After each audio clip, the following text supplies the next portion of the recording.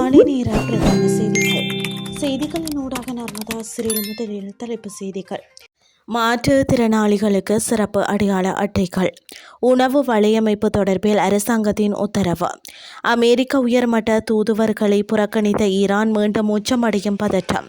இனி விரிவான செய்திகள். அரசு நிறுவனங்களில் மாற்றுத்திறனாளிகளுக்கு முன்னுரிமை சேவைகளை வழங்குவதற்காக சிறப்பு அடையாள அட்டைகள் அறிமுகப்படுத்தப்பட உள்ளன. மாற்றுத்திறனாளிகளுக்கான தேசிய சபை இதற்கான தீர்மானத்தை எடுத்துள்ளது.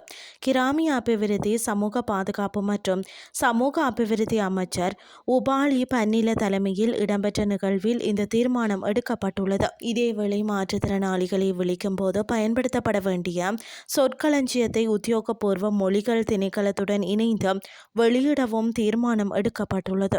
நாட்டில் சர்ச்சைக்கு உள்ளாகியுள்ள பிரபல உணவு வழங்கல் வலையமைப்பு தொடர்பில் விசாரணை நடத்தி விரைவில் அறிக்கை சமர்ப்பிக்குமாறு உத்தரவிடப்பட்டுள்ளது.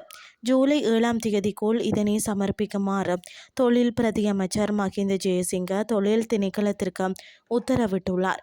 குறித்த உணவு வழங்கல் வலையமைப்பின் உரிமையாளர் என கூறப்படும் நபரால் பணியாளர்கள் வாய்மொழி மற்றும் உடல் ரீதியான துன்புறுத்தலுக்கு உள்ளாக்கப்பட்டதாக கூறப்படும் சம்பவங்களும் விசாரணைகளுக்கு உட்படுத்த வேண்டும் எனவும் அவர் அறிவுறுத்தியுள்ளார். அத்துடன் தொழிலாளர் சடங்குகளுக்கு அமைவாக பணியாளர் செமலாப நிதியம் மற்றும் ஊழியர் நம்பிக்கை நிதிமுறையாக செலுத்தப்பட்டுள்ளதா என்பதை ஆய்வு செய்யுமாறும் தெரிவித்துள்ளார். குறித்த உணவு வழங்கல் வலையமைப்பின் 12 கிளைகள் நாடு முழுவதும் உள்ள நிலையில் அவை தனித்தனியாக தொழில் அதிகாரிகளால் ஆய்வுக்கு உட்படுத்தப்படவுள்ளதாகவும் அவர் தெரிவித்துள்ளார். இனி வெளிநாட்டு செய்திகள். அமெரிக்காவின் உயர்மட்ட தூதுவர்களை சந்திக்கப் போவதில்லை என்று ஈரான் தெரிவித்துள்ளதாக சர்வதேச ஊடகங்கள் தெரிவிக்கின்றன. ஈரானின் அணுசக்தி திட்டத்திற்கான சாத்தியமான கட்டுப்பாடுகள் போன்ற மிகவும் கடினமான தலைப்புகளை கையாள்வதற்கு முன்பு கையெழுத்திட்ட போர் நிறுத்தத்தின் விதிமுறைகளை இருதரப்பும் இன்னும் சரி செய்ய வேண்டும் என ஈரானிய அதிகாரிகள் கூறியுள்ளனர். அமெரிக்க ஜனாதிபதி டொனால்ட் ட்ரம்பின் மருமகன் ஜாரட் குஷ்னர் மற்றும் தூதுவர் ஸ்டீவ் விகாப் ஆகியோர் உயர்மட்ட பேச்சுவார்த்தைக்காக தோஹாவிற்கு வந்து சேர்ந்துள்ளனர்.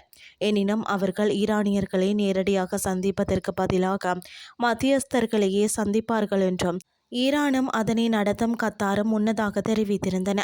இதேவேளை வரவிருக்கும் நாட்களில் அமெரிக்க தரப்புடன் எந்தவொரு மட்டத்திலும் சந்திப்புகள் எதுவும் திட்டமிடப்படவில்லை என்று ஈரானிய வெளியுறவு அமைச்சகத்தின் செய்தி தொடர்பாளர் இஸ்மாயில் பகாயி தெரிவித்துள்ளார்.